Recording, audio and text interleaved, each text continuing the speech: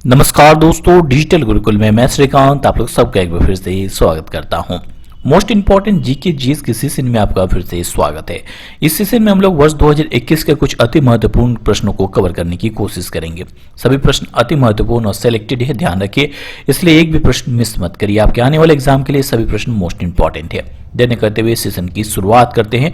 पहला प्रश्न आपके सामने है कि भारत सरकार द्वारा हाल ही में किसे भारत का मुख्य सांख्यिकी विद नियुक्त किया गया, यानी चीफ स्टेटिशियन के रूप में नियुक्ति दी गई है। मोस्ट इंपॉर्टेंट नियुक्ति है, ध्यान रखिए। तो सही उत्तर है दोस्तों ऑप्शन बी, यानी हाल ही में डॉक्टर जीपी सावंत को भारत का नया मुख्य सांख्यिकीविद यानी चीफ स्टेटिशियन के रूप में नियुक्ति दी गई है। ध्यान रखिए, मोस्ट इंपॉर्टेंट नियुक्ति है ये, इसलिए इससे संबंधित प्रश्न बन सकते हैं, जैसे इनका कार्यकाल कितने दिनों का होगा, इससे पहले भारत के चीफ स्टेटिशियन कौन थे, सभी प्रश्नों को कवर करते हैं। तो दोस्तों बता दो कि इनकी नियुक्ति यानी डॉक्टर जीपी सावंत की नियुक्ति केंद्र सरकार के द्वारा की गई है। ये भारत के नए चीफ स्टेटिशियन ऑफ इंडिया होंगे। अच्छा, इनका कार्यकाल कितने दिनों का होगा, तो इनका कार्यकाल होगा 2 वर्षों का। ये कितने नंबर के चीफ स्टेटिशियन ऑफ इंडिया बने हैं, तो ये भारत के चौथे चीफ स्टेटिशियन ऑफ इंडिया बने हैं। तो इससे पहले भारत के चीफ स्टेटिशियन ऑफ इंडिया कौन थे, डेफिनेटली प्रश्न बनेगा, तो डॉक्टर छत्रपति शिवाजी इसके पहले भारत के चीफ स्टेटिशियन ऑफ इंडिया थे, और उनकी जगह किसने ली है, हाल ही में डॉक्टर जीपी सावंत ने ली है। अब जीपी सावंत भारत के नए चीफ स्टेटिशियन ऑफ इंडिया तो बने हैं, बट इसके पहले ये क्या थे, तो इसके पहले ये भारतीय रिजर्व बैंक के सांख्यिकी और सूचना प्रबंध विभाग में सलाहकार के रूप में कार्य कर रहे थे। अब यहां बात कर लेते हैं राष्ट्रीय सांख्यिकी आयोग की। तो राष्ट्रीय सांख्यिकी आयोग की स्थापना हुई थी 1 जून 2005 को। किसके सिफारिश से हुई थी, तो रंगराजन आयोग के सिफारिश के बाद 1 जून 2005 को भारत सरकार ने राष्ट्रीय सांख्यिकी आयोग की स्थापना की थी। और इसका मुख्य उद्देश्य क्या है कि सरकार जितने भी आंकड़े जो प्रस्तुत करती है उन आंकड़ों को बनाना और प्रस्तुत करना और उनकी देखरेख करने का काम करती है। कौन, ये चीफ स्टेटिशियन ऑफ इंडिया। अब रिसेंटली के एग्जाम में पूछ लिया गया कि राष्ट्रीय सांख्यिकी दिवस के रूप में कब मनाया जाता है, तो हर साल 29 जून को हम लोग मनाते हैं राष्ट्रीय सांख्यिकी दिवस के रूप में। क्यों मनाते हैं, डॉक्टर पीसी महाबोलिस की जयंती के अवसर पर हम लोग हर वर्ष 29 जून को राष्ट्रीय सांख्यिकी दिवस के रूप में मनाते हैं। तो चलिए आगे बढ़ते हैं। आगे बढ़ने से पहले दोस्तों बता दो कि बहुत सारे मेरे दोस्त ने कमेंट किया कि सर करंट अफेयर्स की तैयारी ठीक से नहीं हो पा रही है। तो ऑलरेडी मैंने ई बुक बना दिया है जिनमें जनवरी 2020 से लेके मार्च 2021 तक के जितने भी इंपॉर्टेंट करंट अफेयर्स हैं उन सारे को मैंने इंक्लूड कर दिया है, और उसका पीडीएफ आपको नीचे डिस्क्रिप्शन बॉक्स में मिल जाएगा। मंथ वाइज सभी करंट अफेयर्स आपको मिल जाते हैं, एमसीक्यू की तरह मिल जाते हैं, इजिली आप प्रैक्टिस कर सकते हैं।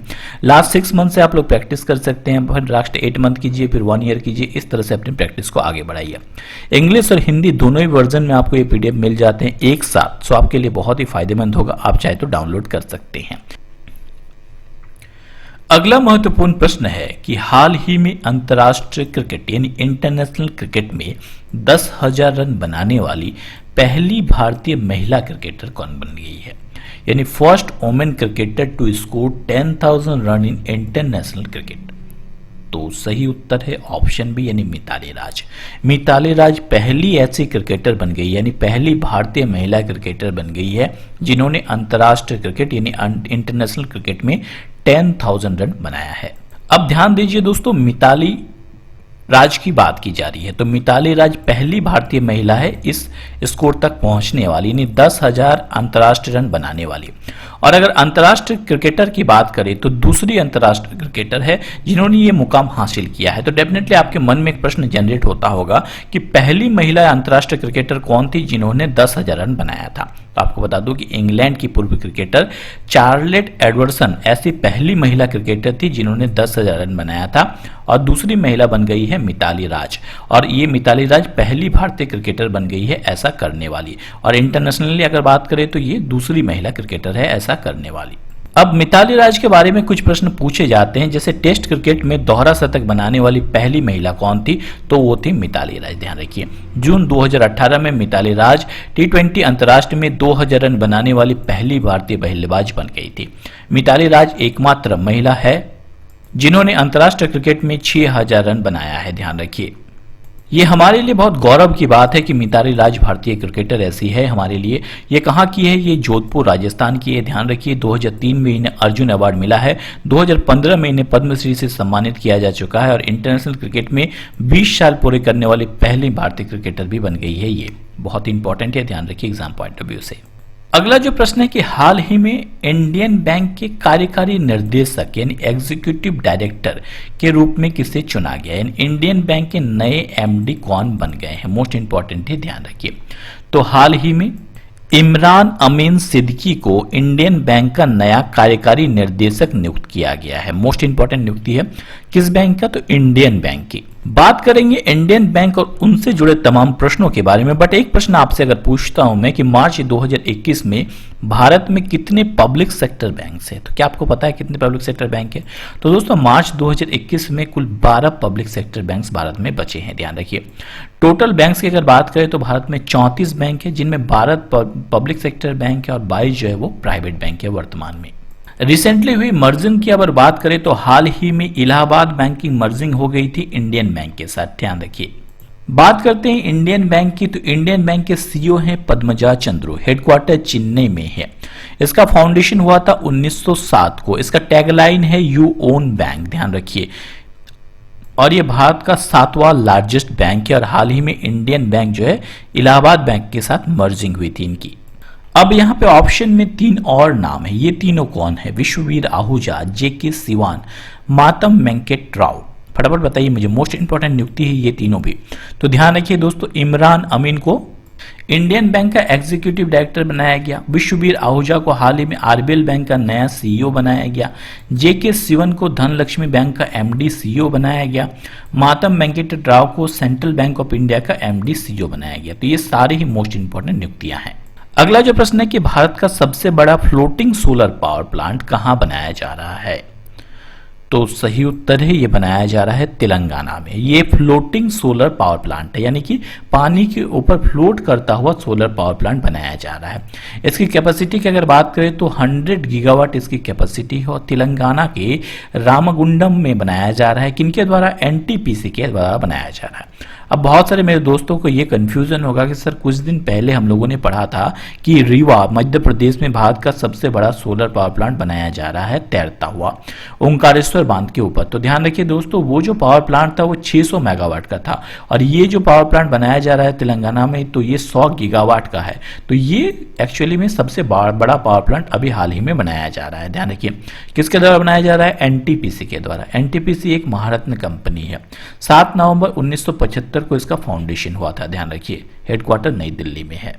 तो यहां से क्लियर हो जाता है कि हाल ही में तेलंगाना में भारत का सबसे बड़ा फ्लोटिंग सोलर पावर प्लांट बनाया जा रहा है। अब यहाँ ऑप्शन में गुजरात, केरल और बिहार भी है। गुजरात के बारे में बात करते हैं तो हाल ही में भारत का सबसे बड़ा multi modal logistic park Gujarat में बनाया जा रहा है। इसके अलावा भारत का सबसे बड़ा क्रिकेट स्टेडियम भी हाल ही में बनाया गया गुजरात में। इसका नाम रखा गया था मोन्टेरा क्रिकेट स्टेडियम, बाद में इसका नाम परिवर्तित करके सरदार पटेल स्टेडियम किया गया और हाल ही में इसका नया नाम रखा गया नरेंद्र मोदी क्रिकेट स्टेडियम और ये विश्व का सबसे बड़ा क्रिकेट स्टेडियम भी है, ध्यान रखिए। इसके अलावा केरल की बात करते हैं तो भारत का पहला श्रम आंदोलन संग्रहालय केरल में शुरू हुआ और बिहार की बात करते हैं तो पूर्वोत्तर भारत का पहला ग्लास ब्रिज नालंदा के राजगीर में बनाया गया है और बिहार के मुख्यमंत्री कौन है? नीतीश कुमार। अगला प्रश्न है कि डस्ट लेक भारत और किस देश के बीच का एक सैन्य अभ्यास है? तो सैन्य अभ्यास यानी मिलिट्री एक्सरसाइज से बहुत सारे प्रश्न बनते हैं। तो ये भारत और उज्बेकिस्तान के बीच का एक सैन्य अभ्यास है, ध्यान रखिए। भारत और उज्बेकिस्तान के बीच का सैन्य अभ्यास का नाम है डस्ट लेक। डस्ट लेक ये इसका दूसरा संस्करण है जो कि उत्तराखंड के रानीखेत में होगा। 19 मार्च को यह आयोजित किया जाएगा। इसका पहला संस्करण 2019 में उज्बेकिस्तान की राजधानी ताशकंद में आयोजित किया गया था और दूसरा संस्करण भारत के उत्तराखंड में आयोजित किया जाएगा, ध्यान रखिए। अब ये भारत और उज्बेकिस्तान के बीच में है। तो उज्बेकिस्तान की कैपिटल कौन सी है? ताशकंद। यहाँ के प्रेसिडेंट कौन है? Shavkat Mirziyoyev. और करेंसी कौन सी है? उज्बेकिस्तानी सोम। अगर बात करते हैं युद्धाभ्यास के, तो रिसेंटली एग्जाम की अगर बात करें तो ये सारे युद्धाभ्यास मोस्टली रिपीट होते हैं। जैसे संप्रति किसके बीच में होती है, भारत और पाकिस्तान की, भारत और बांग्लादेश के बीच में, मित्र शक्ति किसके बीच में होती है, तो भारत और श्रीलंका के बीच में, मैत्री एक्सरसाइज किसके बीच में होती है, तो भारत और थाईलैंड के बीच में, वज्र प्रहार किसके बीच में होता है, तो भारत और यूएस के बीच में, युद्धाभ्यास किसके बीच में होता है, तो भारत और यूएस के बीच में, नोमैडिक एलिफेंट किसके बीच में होता है, तो भारत और मंगोलिया के बीच में, गरुड़ शक्ति भारत और इंडोनेशिया, शक्ति अभ्यास इंडिया और फ्रांस, धर्म गार्डियन ये भारत और जापान, सूर्य किरण भारत और नेपाल, और hand in hand exercise India और चाइना के बीच में होता है। तो इसे आप रट लीजिए, मोस्ट इंपॉर्टेंट है। अगला जो प्रश्न है कि हाल ही में यूनाइटेड नेशन की बाह्य ऑडिट समिति का अध्यक्ष किसे नियुक्त किया गया, तो सही उत्तर है हाल ही में गिरीश चंद्र मुर्मू को यूनाइटेड नेशन यानी यूएन के बाह्य ऑडिट समिति का अध्यक्ष नियुक्त किया गया है, यानी एक्सटर्नल ऑडिटर कमेटी का चेयरमैन नियुक्त किया गया है। किसे, गिरीश चंद्र मुर्मू जी को। ध्यान रखिए, गिरीश चंद्र मुर्मू जी वर्तमान में भारत के नियंत्रक और महालेखा परीक्षक भी है, यानी भारत के कैग हैं। कैग का अर्थ होता है कंप्यूटर ऑडिटर जनरल है, और ये कौन से नंबर के, भारत के 14वें नंबर के कॉम्पिटेंट ऑडिटर जनरल है। इन्हीं को हाल ही में भारत का यानी यूनाइटेड नेशन का एक्सटर्नल ऑडिट कमेटी का चेयरमैन नियुक्त किया गया। तो बहुत ही इंपॉर्टेंट नियुक्ति है ये। इसके अलावा ध्यान रखिए कि ये जम्मू कश्मीर के पहले उपराज्यपाल भी रह चुके हैं। अब ये तो क्लियर हो गया कि गिरीश चंद्र मुर्मू जी को यूएन का बाह्य ऑडिटर समिति का अध्यक्ष नियुक्त किया गया। ऑप्शन में 3 नाम और है, हमेशा की तरह इसे भी रिवाइज कर लेते हैं। तीरथ सिंह रावत, गिरीश गौतम, विकास सिंह। कौन है ये तीनों दोस्तों, तो तीरथ सिंह रावत उत्तराखंड के नए मुख्यमंत्री बने, मोस्ट इंपॉर्टेंट नियुक्ति। गिरीश गौतम मध्य प्रदेश विधानसभा के नए अध्यक्ष बने। विकास सिंह इंडियन बार एसोसिएशन के नए अध्यक्ष बने। नेक्स्ट मोस्ट इंपॉर्टेंट प्रश्न की ओर बढ़ते हैं कि हाल ही में किसे इंडियन ओलंपिक कमेटी का अध्यक्ष के रूप में चुना गया। ध्यान रखिए, मोस्ट इंपॉर्टेंट नियुक्ति है। तो हाल ही में थॉमस बाख को इंडियन ओलंपिक कमेटी के अध्यक्ष के रूप में चुना गया है। ध्यान रखिए, थॉमस बाख फिर से अगले 4 साल के लिए इंडियन ओलंपिक कमेटी के अध्यक्ष होंगे। इंडियन ओलंपिक कमेटी की बात करते हैं, हेडक्वार्टर लुसियाना स्विट्जरलैंड में है। प्रेसिडेंट फिर से बने हैं थॉमस बाख, और फाउंडेशन हुई थी 23 जून 1894 को, और इसके डायरेक्टर जनरल है क्रिस्टोफर डी केपर। अब हमेशा की तरह तीनों ऑप्शन को कवर करते हैं। निकोंजी ओकोंजो, लॉर्ड ऑस्ट्रिन, लिगिया नोरोहा, ये तीनों कौन है, ये अंतर्राष्ट्रीय नियुक्ति की बात की जा रही है। तो एक तो अंतर्राष्ट्रीय नियुक्ति हो गई थॉमस बाख इंडियन ओलंपिक कमेटी के अध्यक्ष। निगोंजी ओकोंजो ये कौन है, तो निगोंजी ओकोंजो को वर्ल्ड ट्रेड ऑर्गेनाइजेशन का डायरेक्टर जनरल बनाया गया, और ये वर्ल्ड ट्रेड ऑर्गेनाइजेशन का डायरेक्टर जनरल बनने वाली पहली महिला बनी है, इसलिए मोस्ट इंपॉर्टेंट है। अगला नाम है लॉर्ड ऑस्ट्रिन, ये अमेरिका के पहले अश्वेत रक्षा मंत्री भी बने हैं। लिगिया नोरोहा भारतीय अर्थशास्त्री है और संयुक्त राष्ट्र की सहायक महासचिव बनी है। तो ये चारों ही अंतर्राष्ट्रीय नियुक्ति मोस्ट इंपॉर्टेंट है। अगला प्रश्न है कि हाल ही में विश्व किडनी दिवस कब मनाया गया। तो ध्यान रखिए कि विश्व किडनी दिवस प्रतिवर्ष 11 मार्च को मनाया जाता है। 11 मार्च को इस वर्ष मनाया गया। तो विश्व किडनी दिवस कब मनाया जाता है, तो हर वर्ष मार्च के दूसरे सप्ताह में मनाया जाता है। सो इस वर्ष दूसरा सप्ताह बना 11 मार्च को, और इसका उद्देश्य क्या है, गुर्दे के महत्व के बारे में जागरूकता फैलाना। इसका थीम क्या है इस बार का, living well with kidney disease इस बार का थीम रहा। सो मार्च के प्रमुख दिवस की बात की जा रही है, तो एक बार रिवाइज करवा दूं। 1 मार्च को हम लोगों ने जीरो डिस्क्रिमिनेशन डे के रूप में पढ़ा। 3 मार्च को हम लोग वर्ल्ड वाइल्ड लाइफ डे के रूप में, 3 मार्च को हम लोग मनाते हैं वर्ल्ड हियरिंग डे के रूप में। 4 मार्च को मनाते हैं नेशनल सिक्योरिटी डे के रूप में। 4 मार्च को हम लोग मनाते हैं national safety day, most important है, ध्यान रखिए। 7 मार्च को जन औषधि दिवस के रूप में मनाते हैं। 8 मार्च को international women's day, most important है, ध्यान रखिए। इसके अलावा most important world TV day के रूप में 24 मार्च को मनाते हैं, और 27 मार्च को वर्ल्ड थिएटर डे के रूप में मनाते हैं। अगला प्रश्न है कि फरवरी महीने का ICC men's player of the month का अवार्ड किसने जीता। मोस्ट इंपॉर्टेंट है, ध्यान रखिए। तो फरवरी मंथ का ICC men's player of the month का अवार्ड जीता है रविचंद्र अश्विन ने। तो दोस्तों बता दूं कि हाल ही में आईसीसी के द्वारा प्लेयर ऑफ द मंथ की नए अवार्ड की घोषणा की गई थी। इसके अनुसार प्रत्येक मंथ जो है आईसीसी नए प्लेयर्स की घोषणा करेगा प्रत्येक मंथ के लिए। जैसे जनवरी मंथ के लिए भी उन्होंने घोषणा किया और फरवरी मंथ के लिए भी उन्होंने घोषणा किया। तो फरवरी महीने का ICC men's player of the month का अवार्ड जीता रविचंद्रन अश्विन ने। अगर महिला श्रेणी की बात करें तो टेमी बेमंट को मिला है फरवरी मंथ का women's player of the month का अवार्ड। ये इंग्लैंड की खिलाड़ी है।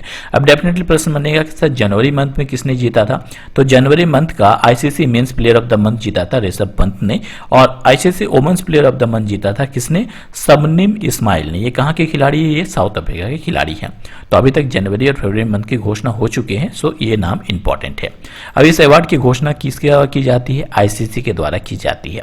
आईसीसी यानी इंटरनेशनल क्रिकेट काउंसिल, यानी अंतर्राष्ट्रीय जो भी क्रिकेट होते हैं उनको गवर्निंग बॉडी है उसकी कौन, आईसीसी। आईसीसी के चेयरपर्सन कौन है, ग्रेग बार्कले। सीईओ है मनु साहनी। हेडक्वार्टर दुबई में है।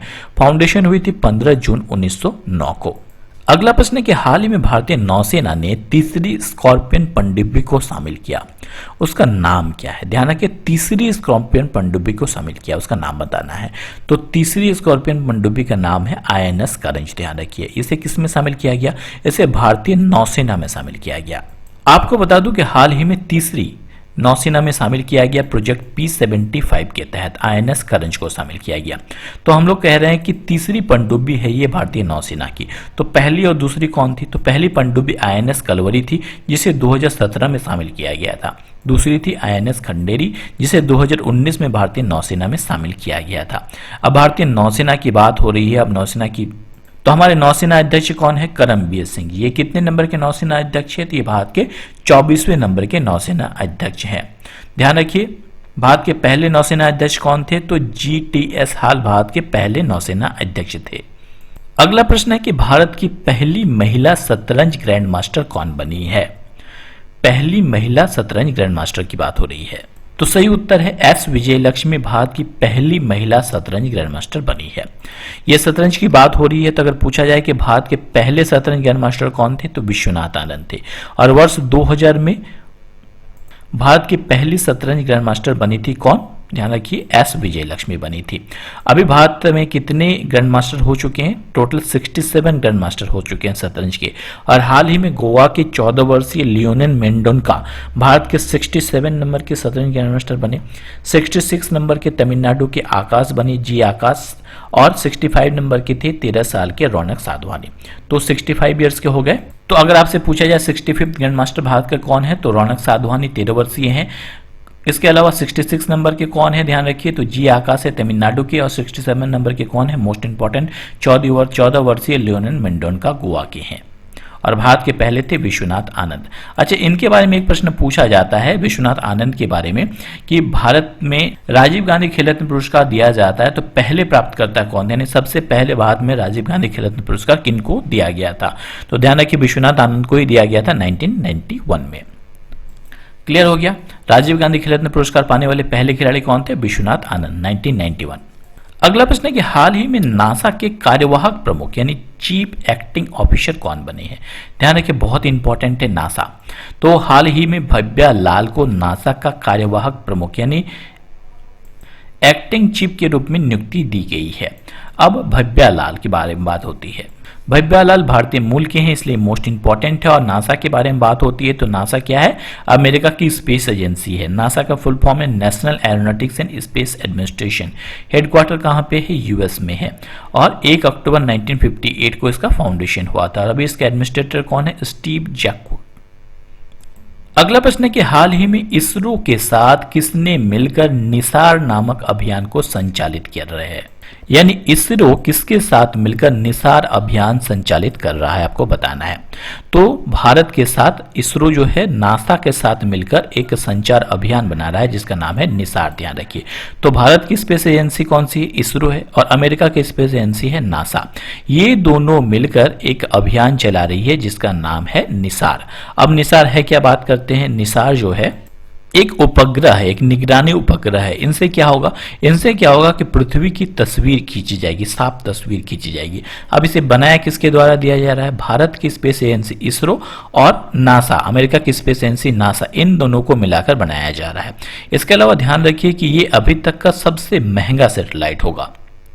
अब निसार इसका नाम है, तो निसार का फुल फॉर्म क्या है, NASA ISRO synthetic aperture radar satellite. क्या नाम है, NASA ISRO synthetic aperture radar satellite इसका फुल फॉर्म है। इसके अलावा ध्यान रखिए कि इसका प्रक्षेपण 2022 में सतीश धवन अंतरिक्ष केंद्र श्रीहरिकोटा से किया जाएगा। ये कहाँ पे है? ये आंध्र प्रदेश में है। अब यहाँ पे बात आई है स्पेस एजेंसी की, तो आपको बता दूं CNSA चाइना की स्पेस एजेंसी है, ESA यूरोपियन स्पेस एजेंसी है, इसरो भारत की स्पेस एजेंसी है, JAXA जापान की स्पेस एजेंसी है, नासा अमेरिका की स्पेस एजेंसी है और मोस्ट इंपॉर्टेंट रॉसकोमोस ये रसिया की स्पेस एजेंसी है। भारत की स्पेस एजेंसी कौन सी है? ISRO Indian space research organisation. Foundation हुई थी 15 अगस्त 1969 को विक्रम साराभाई के द्वारा और वर्तमान में इसके डायरेक्टर कौन है? के सिवान। इनको किस नाम से जाना जाता है? इनको रॉकेट मैन ऑफ इंडिया के नाम से जाना जाता है। अगला जो प्रश्न है कि हाल ही में जारी आर्थिक स्वतंत्रता सूचकांक यानी इकोनॉमिक फ्रीडम इंडेक्स 2021 के अनुसार भारत की रैंकिंग क्या रही है? तो रैंकिंग से बहुत ज्यादा प्रश्न पूछे जा रहे हैं। तो आर्थिक स्वतंत्रता सूचकांक में भारत की रैंकिंग पूछी जा रही है। तो भारत रहा इसमें 121वीं पोजीशन पे। किस के अनुसार? आर्थिक स्वतंत्रता सूचकांक 2021 के अनुसार। अब किसी भी रैंकिंग में 2-3 प्रश्न पूछे जाते हैं, जैसे उस रैंकिंग में टॉप पे कौन रहा, उसे जारी किसके द्वारा किया गया और हमारा मोस्ट इंपॉर्टेंट कि उसमें भारत की रैंकिंग क्या रही। तो ये जो रैंकिंग है आर्थिक स्वतंत्रता सूचकांक, इस पे टॉप पे रहा सिंगापुर। ध्यान रखिए लगातार दूसरी बार टॉप पे रहा है। इसमें भारत की रैंकिंग रही है 121 और इसे जारी किया है हेरिटेज फाउंडेशन के द्वारा। और इसमें अगर भारत में एशिया प्रशांत क्षेत्रों की बात करें तो एशिया प्रशांत क्षेत्रों में 40 देशों में भारत 36 पोजीशन पे रहा है और वर्ल्ड वाइड भारत 121वीं पोजीशन पे रहा है। पहले नंबर पे सिंगापुर, दूसरे नंबर पे न्यूजीलैंड, तीसरे नंबर पे ऑस्ट्रेलिया, चौथे नंबर पे स्विट्जरलैंड और 5वें नंबर पे आयरलैंड रहा है। अब इसे जारी किया किसने? हेरिटेज फाउंडेशन ने। तो हेरिटेज फाउंडेशन का हेडक्वार्टर कहाँ पे है? यूएस में है। 16 फरवरी 1973 को फॉर्मेशन हुआ था इसका और इसके हेड कौन है? थॉमस एस सैंडर्स इसके अध्यक्ष हैं। अगला जो मोस्ट इंपॉर्टेंट प्रश्न है कि कौन सी भारतीय फिल्म ऑस्कर अवार्ड 2021 के लिए नॉमिनेट हुई? तो हाल ही में बिट्टू फिल्म को अंतर्राष्ट्रीय ऑस्कर के लिए नॉमिनेट किया गया है। ध्यान रखिए जल्लीकट्टू को भी नॉमिनेट किया गया था बट वो क्या हुआ?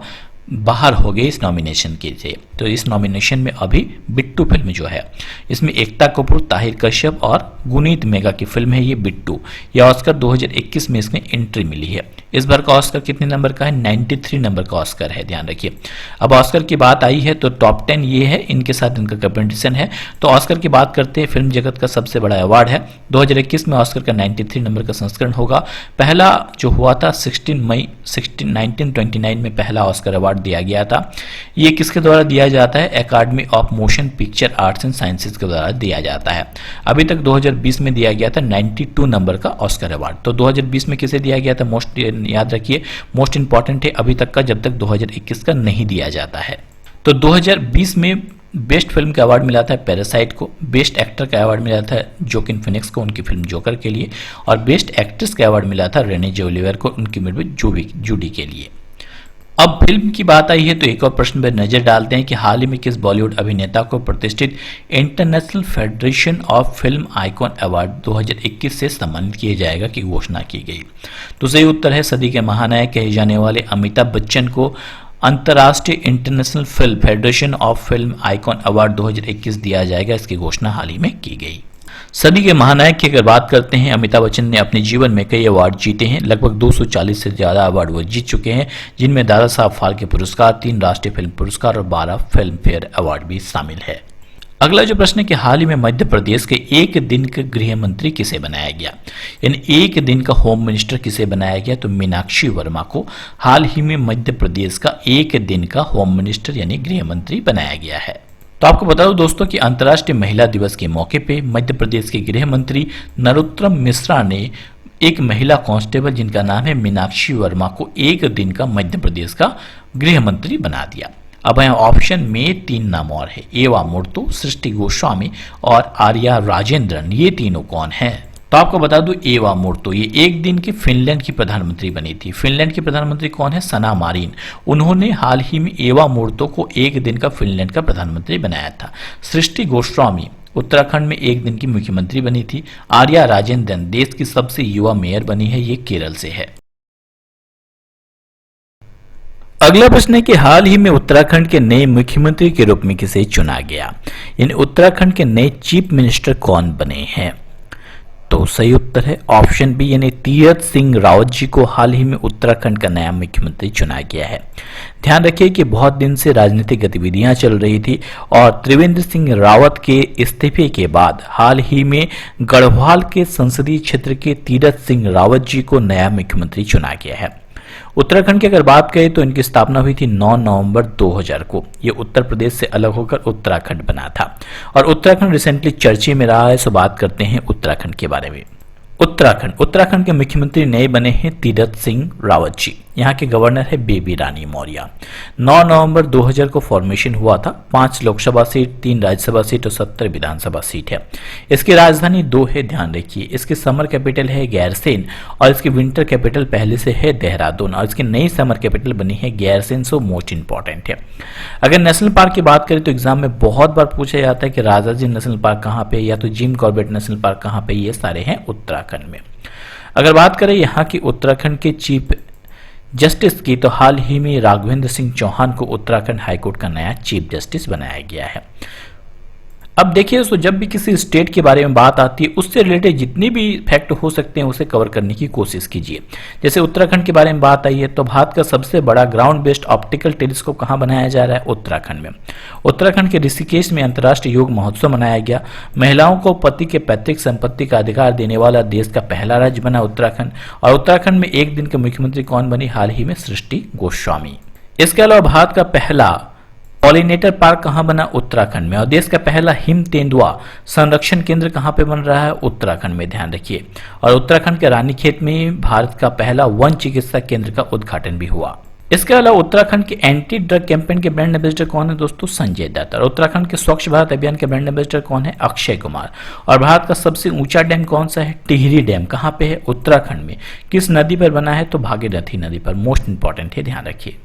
अगला जो प्रश्न है मोस्ट इंपॉर्टेंट है, ध्यान रखिए कि हाल ही में दुनिया का सबसे बड़ा क्रिकेट स्टेडियम किसका? दुनिया का सबसे बड़ा क्रिकेट स्टेडियम किनके नाम पे रखा गया?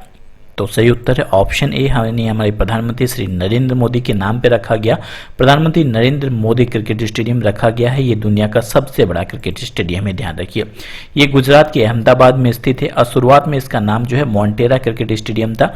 बाद में इसका नाम परिवर्तित करके सरदार पटेल स्टेडियम रखा गया और हाल ही में इसका नाम फिर से परिवर्तित करके नरेंद्र मोदी स्टेडियम कर दिया गया है। ध्यान रखिए, हमारे राष्ट्रपति श्री रामनाथ कोविंद जी ने हाल ही में इसका उद्घाटन किया और ये दुनिया का सबसे बड़ा स्टेडियम है। इसकी सीटिंग कैपेसिटी लगभग 1,32,000 दर्शकों की है और इसे लार्सन एंड टर्बो कंपनी के द्वारा बनाया गया है। अब ध्यान रखिए, जब बड़ा स्टेडियम की बात आई है तो हाल ही में भारत के सबसे बड़े हॉकी स्टेडियम बनाया जा रहा है। कहाँ बनाया जा रहा है? उड़ीसा में बनाया जा रहा है। नाम क्या रखा गया है? बिरसा मुंडा। और इसके अलावा अटल बिहारी वाजपेयी के नाम पे हिमाचल प्रदेश के रोहतांग सुरंग बनाया गया, ध्यान रखिए। और रविन्द्रनाथ टैगोर इजराइल के तेल अबीब सड़क का नाम बदलकर हाल ही में रविन्द्रनाथ टैगोर स्ट्रीट कर दिया गया। तो ये सारे ही इंपॉर्टेंट नाम है। अगला जो प्रश्न है कि आयुष्मान भारत योजना के नए सीईओ के रूप में किसे नियुक्त किया गया है? तो सही उत्तर है हाल ही में RS शर्मा को आयुष्मान भारत योजना का नया सीईओ बनाया गया है। आयुष्मान भारत योजना राष्ट्रीय स्वास्थ्य प्राधिकरण ने RS शर्मा को देश के प्रमुख सार्वजनिक स्वास्थ्य बीमा योजना आयुष्मान भारत योजना का नया सीईओ बनाया है। ये किनकी जगह लेंगे? तो ये इंदु भूषण की जगह लेंगे, ध्यान रखिए। अब बात आई है आयुष्मान भारत योजना की, तो ध्यान रखिए इसे प्रधानमंत्री जन आरोग्य योजना के नाम से भी जाना जाता है। ये दुनिया का सबसे बड़ा स्वास्थ्य योजना है और इसकी शुरुआत 1 अप्रैल 2018 को हुई थी और प्रधानमंत्री श्री नरेंद्र मोदी ने झारखंड की राजधानी रांची से प्रधानमंत्री जन आरोग्य योजना को लॉन्च किया था। अगला प्रश्न है कि हाल ही में रेलवे बोर्ड के नए अध्यक्ष और मुख्य कार्यकारी अधिकारी यानी सीईओ के रूप में किसे नियुक्ति दी गई है? तो रेलवे बोर्ड के नए चेयरमैन और सीईओ के रूप में हाल ही में सुनीत शर्मा जी को नियुक्ति दी गई है। मोस्ट इंपॉर्टेंट नियुक्ति दी है, ध्यान रखिए। तो हाल ही में सुनीत शर्मा जी को रेलवे बोर्ड का नया अध्यक्ष और सीईओ नियुक्त किया गया है। ये किनका स्थान लेंगे? ये विनोद कुमार यादव जी का स्थान लेंगे। हमारे रेल मंत्री कौन है? पीयूष गोयल। और स्वतंत्र भारत के पहले रेल मंत्री कौन है? जॉन मिथाई। यहाँ पे 3 नाम और है, यशवर्धन कुमार सिन्हा, विशाल शर्मा और के गोपाल कृष्णन। कौन है दोस्तों? ये यशवर्धन कुमार सिन्हा हमारे मुख्य सूचना आयुक्त यानी चीफ इंफॉर्मेशन कमिश्नर बने हैं। विशाल शर्मा यूनेस्को में भारत के स्थायी प्रतिनिधि बने हैं। के गोपाल कृष्णन RBI ने हाल ही में रिजर्व बैंक के इनोवेशन हब का पहला अध्यक्ष नियुक्त किया है इन्हें। अगला प्रश्न मोस्ट इंपॉर्टेंट है कि हाल ही में देश का पहला डिजिटल यूनिवर्सिटी किस राज्य में बना। तो सही उत्तर है हाल ही में देश का पहला डिजिटल यूनिवर्सिटी केरल में बनाया गया है।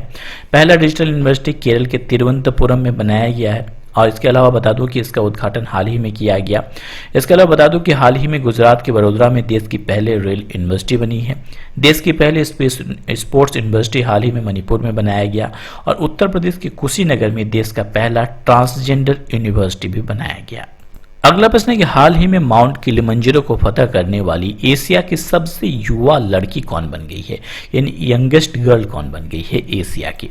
तो सही उत्तर है हाल ही में माउंट किलिमंजारो को फतह करने वाली एशिया की सबसे युवा लड़की बन गई है ऋत्विका। ध्यान रखिए, बात कर रहे हैं ऋत्विका की। आंध्र प्रदेश के अनंतपुर से है ऋत्विका। मात्र 9 वर्षीय है और 9 साल की उम्र में अफ्रीका की सबसे ऊंची चोटी माउंट किलिमंजारो, जिनकी ऊंचाई लगभग 5681 मीटर है, इनको फतह कर लिया है। उनके फतह के साथ ही यंगेस्ट पर्सन बन गई है ये इसे फतह करने वाली मात्र 9 वर्षीय ऋत्विका। ऑप्शन में 3 और नाम है, शिवांगी सिंह, भावना कांत और बाला देवी।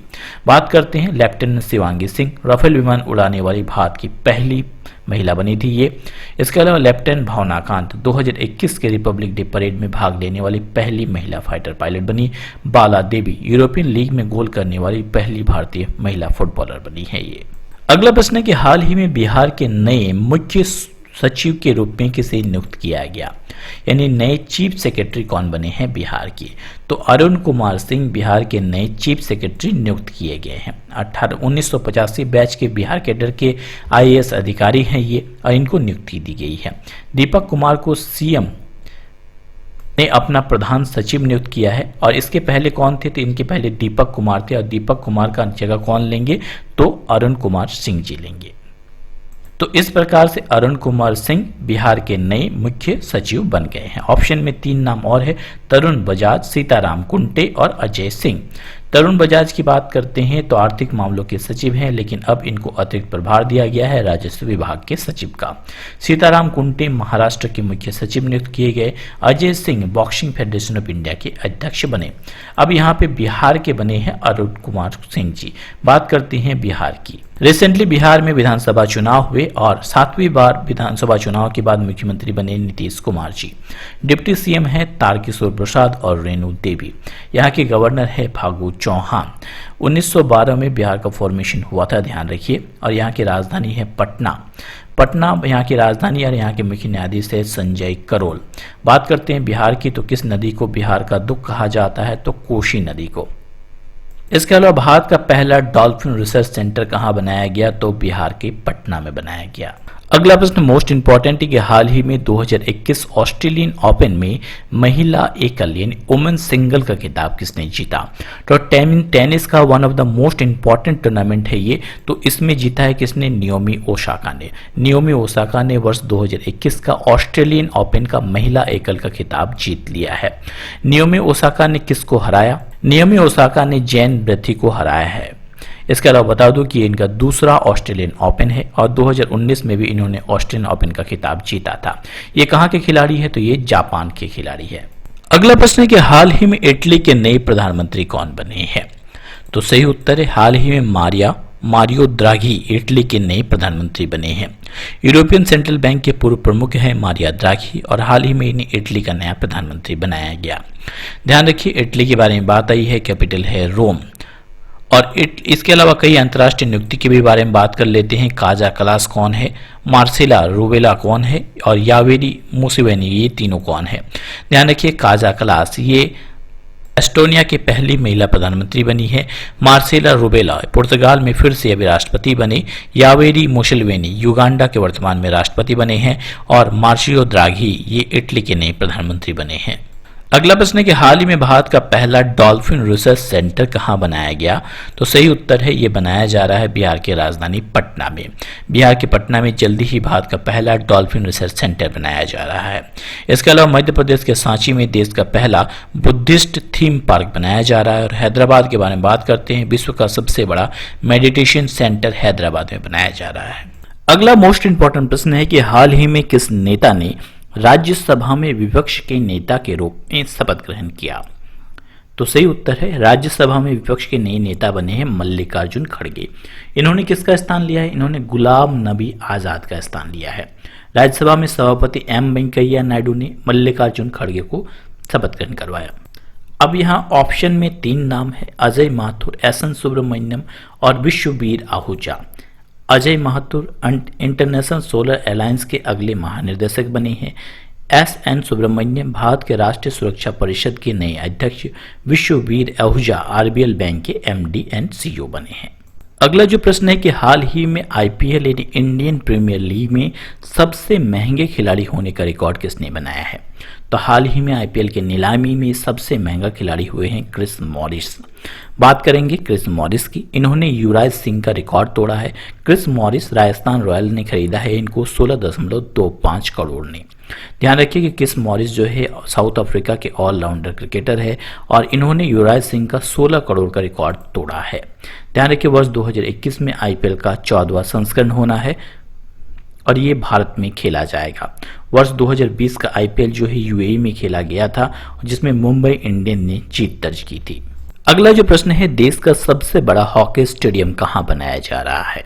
तो सही उत्तर है ये बनाया जा रहा है उड़ीसा में और इनका नाम है बिरसा मुंडा हॉकी स्टेडियम। इसका उद्घाटन उड़ीसा के मुख्यमंत्री नवीन पटनायक ने किया। ध्यान रखिए हॉकी विश्व कप 2023 में होगा। कहाँ होगा? उड़ीसा की राजधानी भुवनेश्वर और राउरकेला में। अगला प्रश्न है कि किस राज्य में दूसरा खेलो इंडिया यूनिवर्सिटी गेम्स का आयोजन किया जाएगा? तो सही उत्तर है ये आयोजित किया जाएगा कर्नाटका में। खेलो इंडिया यूनिवर्सिटी का दूसरा संस्करण कर्नाटका में आयोजित किया जाएगा। खेलो इंडिया यूनिवर्सिटी गेम्स देश का सबसे बड़ा यूनिवर्सिटी गेम्स है। इसका पहला संस्करण 2020 में भुवनेश्वर में आयोजित किया गया था। हमारे खेल मंत्री हैं किरण रिजिजू। ध्यान रखिए खेलो इंडिया यूनिवर्सिटी गेम्स और खेलो इंडिया यूथ गेम्स दोनों अलग अलग हैं। खेलो इंडिया यूथ गेम्स का 4था संस्करण आयोजित किया जाएगा कहाँ पे? हरियाणा के पंचकुला में। अगला प्रश्न है कि हाल ही में इंडियन मेडिकल एसोसिएशन के नए राष्ट्रीय अध्यक्ष कौन बने हैं? तो सही उत्तर है doctor Jayalal Indian medical association के नए राष्ट्रीय अध्यक्ष बने हैं, यानी भारतीय चिकित्सा संघ के नए अध्यक्ष बने हैं। इंडियन मेडिकल एसोसिएशन स्थापना 1928 को हुई थी और हेडक्वार्टर नई दिल्ली में है। ऑप्शन में 3 नाम और है, संगीता श्रीवास्तव, वर्षा जोशी और उदय शंकर। संगीता श्रीवास्तव इलाहाबाद विश्वविद्यालय की पहली महिला कुलपति बनी है। वर्षा जोशी राष्ट्रीय डेयरी विकास बोर्ड के अध्यक्ष बनी और उदय शंकर फिक्की के नए अध्यक्ष बने हैं।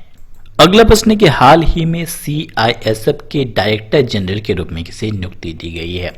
तो सीआईएसएफ के डायरेक्टर जनरल बने हैं सुबोध कुमार जायसवाल जी। सीआईएसएफ की बात करते हैं, central industrial security force full form है। 10 मार्च 1969 को फाउंडेशन हुआ था। हेडक्वार्टर नई दिल्ली में है और हाल ही में सुबोध कुमार जायसवाल जी को इनका डायरेक्टर जनरल बनाया गया। ऑप्शन में 3 नाम और है, रजत दत्त, सुनील कुमार और आर्या राजेंद्रन। बात करते हैं इन तीनों के बारे में। सुनील कुमार बीएसएफ के इंस्पेक्टर जनरल बने, Rajat Dutt Indian arm force medical services के डायरेक्टर जनरल बने और आर्या राजेंद्रन देश के सबसे युवा मेयर बनी। केरल के तिरुवनंतपुरम से पार्षद चुनी गई है। अगला प्रश्न है कि आईपीएल 2021 किस देश में आयोजित होगा? तो ये हमारा देश भारत में आयोजित होगा। ध्यान रखिए और ये कब से कब तक आयोजित होगा? 9 अप्रैल से 30 मई 2021 तक आयोजित किया जाएगा। कौन सा संस्करण होगा? तो ये इसका 14वां संस्करण होगा। कितने वर्षों के अंतराल में खेला जाता है? तो ये प्रतिवर्ष खेला जाता है। ध्यान रखिए और 2000 आईपीएल के मैच कितने मैच खेले जाएंगे? तो कुल 60 मैच खेले जाएंगे 2021 के आईपीएल में। इसके टाइटल स्पॉन्सर होगी वीवो। और इस बार के आईपीएल में खास चीज हुई कि आईपीएल में किंग्स 11 पंजाब का नाम परिवर्तित करके पंजाब किंग्स कर दिया गया। दोस्तों आज के लिए इतना ही। इसका नेक्स्ट सेशन में जल्दी ही अपलोड कर दूंगा और उसका लिंक आपको नीचे डिस्क्रिप्शन बॉक्स में मिल जाएगा। इसके अलावा वर्ष 2020 के जनवरी से लेके अभी तक के इंपॉर्टेंट करंट अफेयर्स का पीडीएफ आ चुका है। आप चाहे तो डाउनलोड कर सकते हैं। बहुत सारे दोस्तों ने डाउनलोड किया, उनको बहुत फायदा हुआ। सारे इंपॉर्टेंट प्रश्नों का कलेक्शन है, 1000 से ज्यादा प्रश्नों का उसमें कलेक्शन है। सभी एमसीक्यू के माध्यम से आपको प्रश्न मिल जाते हैं और मंथ वाइज मिल जाते हैं। आपके लिए आज का क्विज का प्रश्न है कि आईपीएल 2021 में कितनी टीमें हिस्सा लेगी, यानी how many teams are participating in IPL 2021? 5, 7, 8 या 109? आपको इसका उत्तर कमेंट बॉक्स में कमेंट करके बताना है। तो दोस्तों आज के लिए इतना ही। जल्द ही मिलेंगे नई वीडियो नई नॉलेज के साथ। तब तक हंसते रहिए, मुस्कुराते रहिए। Thanks for watching video. जय हिंद, जय भारत दोस्तों।